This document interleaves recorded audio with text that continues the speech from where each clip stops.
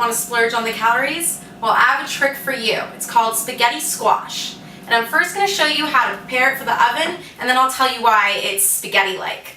So first, it's basically just like a pumpkin, what you're used to, a round, big round squash thing. And when you cut it in half, you're going to see the center. And all you want to do first is scoop out the insides.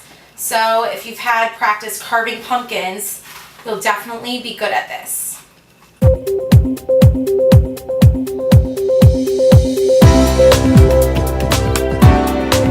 Once you've scooped out all the insides, all you're going to do is lightly spread some oil on it, canola or EVOO.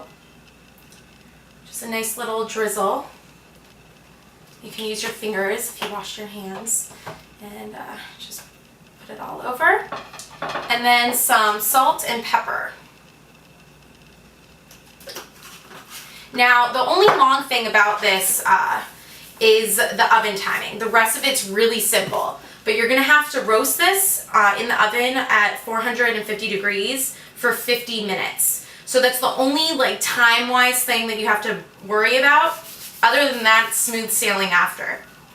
So all you do is you pop this in the oven. But for the sake of the show, I have a prepared one that just came out of the oven, and it's gonna look like this when it comes out.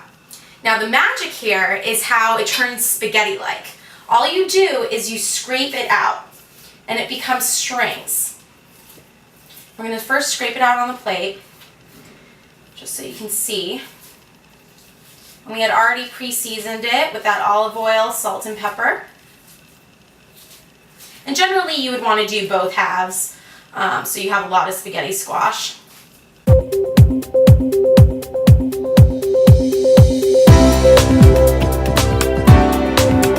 So after you're finished scooping out all of the squash, just set that down. We're just going to pour it into a little loaf pan here.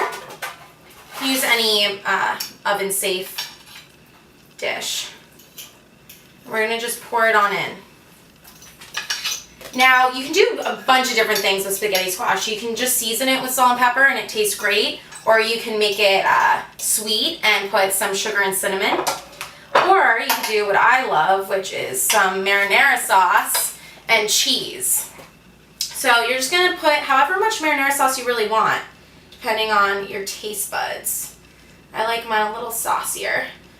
Alright, and then I, of course, have the low-fat mozzarella cheese to make this as guilt-free as possible. I'm going to sprinkle it on in.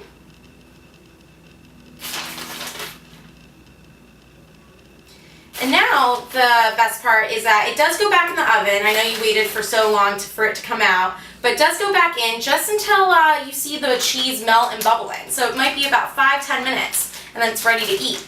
So we're going to pop this in.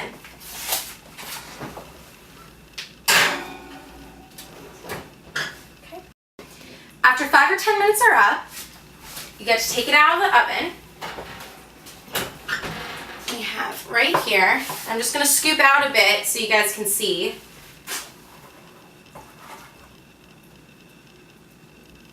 That, oh, look at that. Love it. So now the best part, I get to take a bite.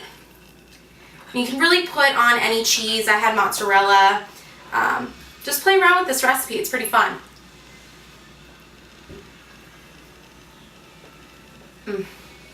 That's a winner.